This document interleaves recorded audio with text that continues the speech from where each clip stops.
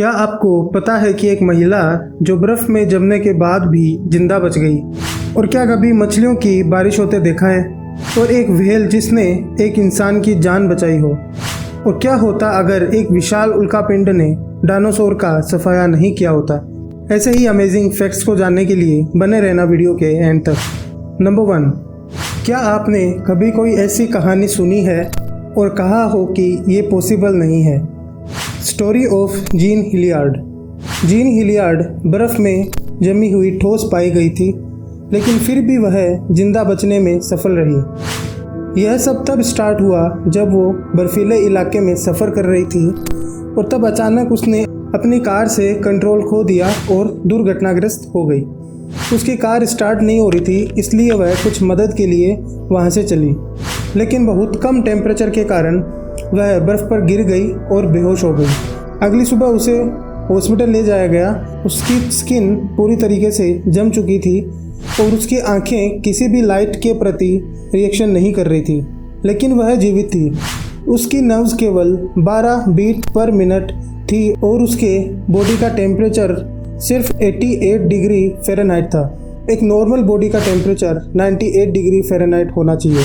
Doctor उसकी जमी हुई स्किन के माध्यम से आईवी नहीं लगा पा रहे थे, तो उन्होंने उसे एक इलेक्ट्रिक हीटिंग पैड में लपेट दिया।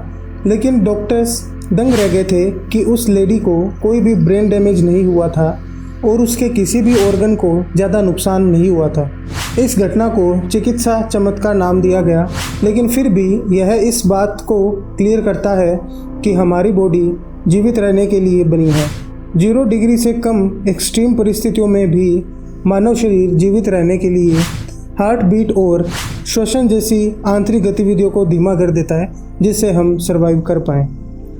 नंबर 2, एक फोटोन जीवन का सबसे बेसिक हिस्सा होता है और सूरज की कोर से इसकी सतह तक ट्रेवल करने में शायद लाखों साल लगते हैं, लेकिन आपकी आंख तक पहुंचने में औसतन केवल 8 मिनट और 20 सेकंड लगते हैं।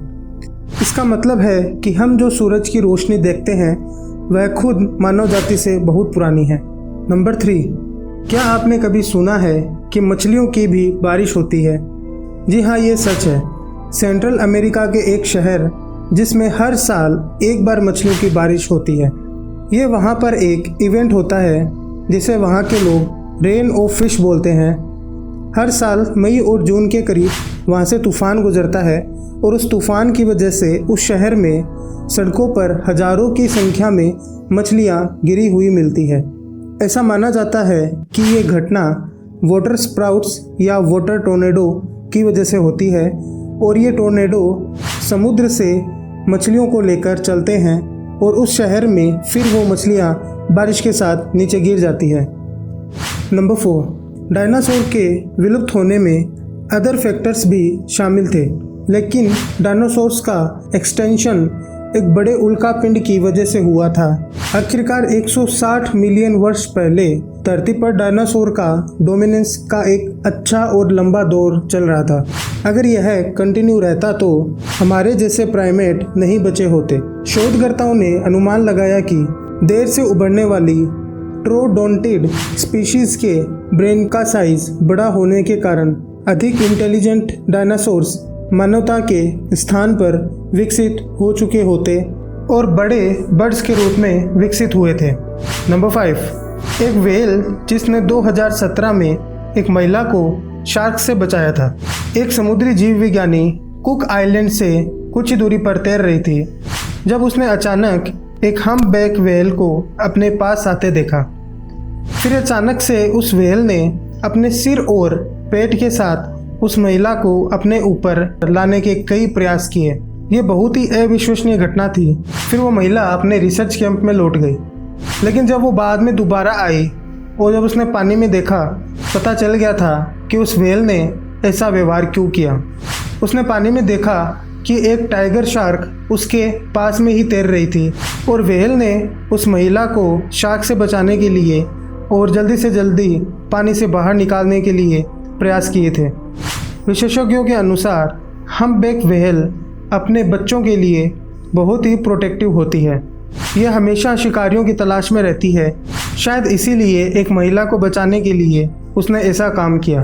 नंबर 6, स्नेक भूकंप के आने की भविष्यवाणी कर सकते हैं। जी हाँ दोस्तों, चीन में कुछ शोधकर्ताओं ने पाया कि कई जानवर वास्तव में भूकंप के विभिन्न स्तरों की भविष्यवाणी करने में सक्षम होते हैं। यह पता चला कि सांप 75 मील यानी कि 121 किलोमीटर दूर से भूकंप का सटीक पता लगा सकते हैं। इससे भी अधिक इंटरेस्टिंग बात यह है कि वे वास्तव में भूकंप आने से 5 दिन पहले ही उसे महसूस कर लेते हैं। जब एक सांप को भूकंप का आभास होता है तो वह अपने द्वारा बनाए हुए घर से दूर भाग जाता है और खुद को सेफ कर लेता है, और इसको देख के हम पता लगा सकते हैं कि भूकंप आने वाला है। नंबर 7, मूवी ट्रेलर्स को बेसिकली फिल्म के बाद ही दिखाया जाता था। यही वजह है कि उन्हें ट्रेलर कहा जाता है। दुनिया का पहला मूवी ट्रेलर 1914 में हार्लेम न्यूयॉर्क में एक थिएटर में दिखाया गया था, और एक ट्रेलर जिसमें चार्ली चैपलिन की एक आने वाली फिल्म का प्रमोशन भी करना था, जिसके वजह से उस ट्रेलर को फिल्म के बाद में एंड में दिखाना था। फिल्म के बाद प्रदर्शित होने वाले ट्रेलर्स के साथ यह समस्या थी कि दर्शक उन्हें देखने के लिए इधर उधर रुकते नहीं थे, जिससे ट्रेलर अपना इम्पैक्ट नहीं डाल पाता था।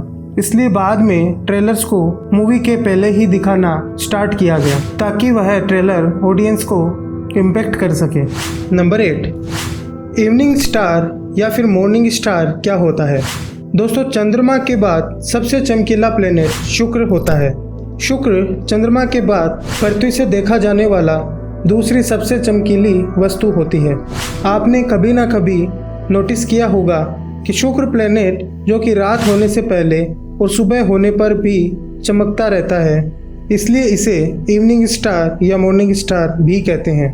नंबर 9, सिर्फ एक टीन के डब्बे का रिसाइकिल करने पर 3 घंटे तक टीवी देखने के लिए पर्याप्त ऊर्जा बचाई जा सकती है। इससे पता चलता है कि रिसाइकलिंग कितनी इम्पोर्टेंट होती है। दोस्तों, वास्तव में अगर एक एल्यूमिनियम के कैन को बनाए तो लगने वाली सिर्फ 5% एनर्जी अगर पुराने कैन के रिसाइकिल में लगाएं तो उस रिसाइकलिंग से हम नया कैन बना सकते हैं, यानी कि हम 95% एनर्जी को सेव कर लेंगे। जी हाँ, इसलिए रिसाइकलिंग इम्पोर्टेंट होती है। नंबर 10, मधुमक्खियों के झुंड ने 2 दिनों तक एक कार का पीछा किया क्योंकि उनकी क्वीन उस गाड़ी के अंदर फंसी हुई थी।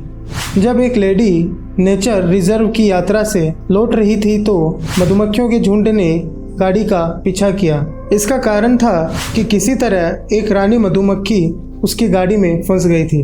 घर के रास्ते में उस लेडी ने खरीदारी करने के लिए अपनी कार पार्क की, और जब वो शॉपिंग करके लौटी तब उसने देखा कि गाड़ी पूरी तरीके से मधुमक्खियों से कवर है। लेकिन बाद में मधुमक्खियों को गाड़ी से सुरक्षित निकाल लिया गया और फिर वो लेडी अपने घर पहुंच गई। लेकिन इंटरेस्टिंग बात यह है कि अगले दिन मधुमक्खियां वापस आ गई।